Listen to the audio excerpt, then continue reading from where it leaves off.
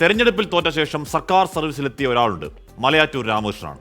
1954 തിരുക്കൊച്ചി നിയമസഭാ തെരഞ്ഞെടുപ്പിൽ കുളങ്ങര പൗലോഫ് ഹോർമിസ് എന്ന ഫെഡറൽ ബാങ്ക് സ്ഥാപകൻ KP ഹോർമിസ് ആയിരുന്നു എതിരാളി. പെരുമ്പാവൂരായിരുന്നു മണ്ഡലം. തെരഞ്ഞെടുപ്പിന് ശേഷം അധികാരമേറ്റ പട്ടം താണുള്ള സർക്കാരിന്റെ കാലത്ത് സഭയിലൊരു ചോദ്യമുയർന്നു. മജിസ്ട്രേറ്റ് പരീക്ഷ പാസ്സായ മലയാറ്റൂർ രാമകൃഷ്ണൻ എന്തുകൊണ്ട് നിയമനം നൽകുന്നില്ല എന്നായിരുന്നു ചോദ്യം. മലയാറ്റൂർ രാമകൃഷ്ണനല്ല, വൈകുണ്ഠം പരമേശ്വരനായാലും കമ്മ്യൂണിസ്റ്റുകാർക്ക് ജോലി നൽകില്ല എന്നായിരുന്നു മുഖ്യമന്ത്രി പട്ടം താണുപിള്ളയുടെ മറുപടി. അത് സഭാരേഖകളിലുണ്ട്. നമ്മളിനി പോകുന്നത് അക്കഥയിലേക്കല്ല. 6-7 വർഷത്തിന് ശേഷം പട്ടം താണുപിള്ള ഐക്യ കേരളത്തിന്റെ മുഖ്യമന്ത്രിയും മലയാറ്റൂർ രാമകൃഷ്ണൻ ഒറ്റപ്പാലം സബ് കളക്ടറുമായിരുന്ന കാലത്തേക്കാണ്. കേരളത്തിൽ ഒരു മുഖ്യമന്ത്രിക്ക് ആദ്യമായി കല്ലേറുകൊണ്ടത് ഉമ്മൻചാണ്ടിക്കല്ല, അത് പട്ടത്തിനാണ്. അന്ന് സുരക്ഷാ ചുമതല മലയാറ്റൂർ രാമകൃഷ്ണനായിരുന്നു. ആ റിപ്പോർട്ടിലേക്ക്.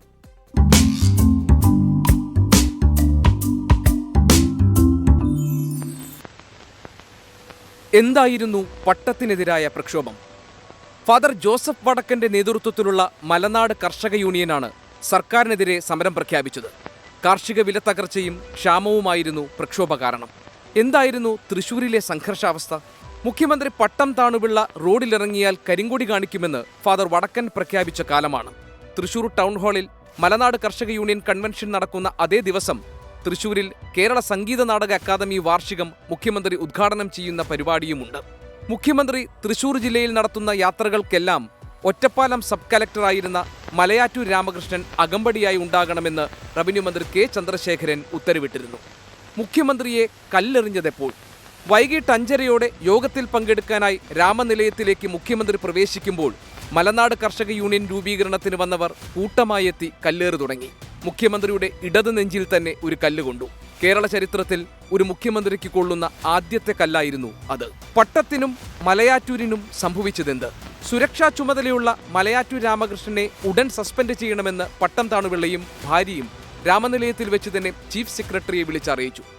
പക്ഷേ തിരികെ തലസ്ഥാനത്തെത്തിയപ്പോഴേക്കും പട്ടം താണുപിള്ളയുടെ ജനപ്രീതി ഇടിഞ്ഞു എന്ന് വിലയിരുത്തി കോൺഗ്രസ് നേതൃത്വം ഇടപെട്ടിരുന്നു. പട്ടത്തെ പഞ്ചാബ് ഗവർണറാക്കി നിയമിച്ച് ഉത്തരവിറങ്ങി. കോൺഗ്രസ് നേതാവായ R. ശങ്കർ മുഖ്യമന്ത്രിയുമായി. 1962 തെരഞ്ഞെടുപ്പിൽ അന്ന് 18 ലോക്സഭാ സീറ്റുള്ളത്. ലോക്സഭാ തെരഞ്ഞെടുപ്പാണ്. 18 സീറ്റിൽ 4 എണ്ണമാണ് PSPക്ക് കോൺഗ്രസ് കൊടുത്തത്. അതിലൊന്ന് തിരുവനന്തപുരമായിരുന്നു.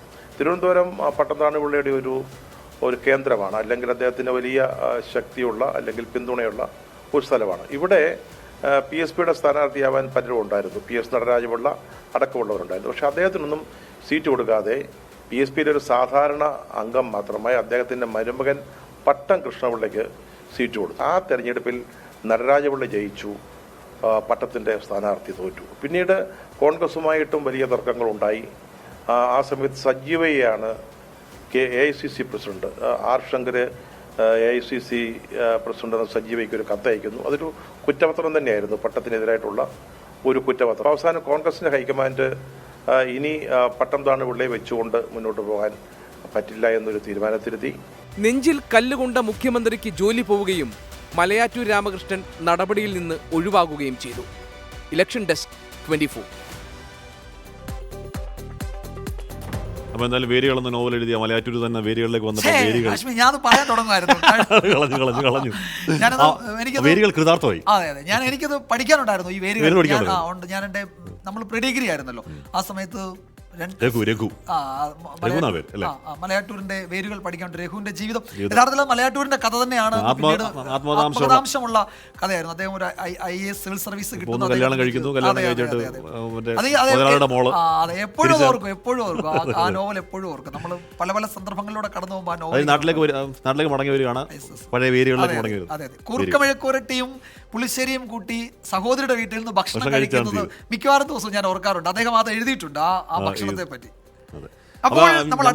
ഇതൊക്കെ ഒരു കാലവും മറവിയിലേക്ക് പോകാത്ത മഹത്തായ അക്ഷരങ്ങളാണ്, അനശ്വരമായ അക്ഷരങ്ങളാണ് അല്ലെ വേരുകളടക്കം. ഒരിക്കലും മറക്കാത്ത നോവൽ. ഇവിടെ വീരപ്പൻ പറയുന്നുണ്ട് കേട്ടോ, ഇത്തവണ ജോസ് മോനെ പാർട്ടി കരയും, ഇത്തവണ കോട്ടയം UDF 1 ലക്ഷം വോട്ടിന്റെ ഭൂരിപക്ഷത്തിൽ ജയിക്കും, 2 നിയമസഭാ മണ്ഡലങ്ങളിൽ മാത്രമേ ഉള്ളൂ LDF. വീരപ്പൻ രാഷ്ട്രീയം പറയാം, പക്ഷേ ഞങ്ങൾ കോട്ടയംകാരെ അപമാനിക്കുകയാണല്ലേ. ഞങ്ങൾ ഫാന്ന് തന്നെയല്ല, ഞങ്ങൾ ഭാരതം എന്നും പറയും.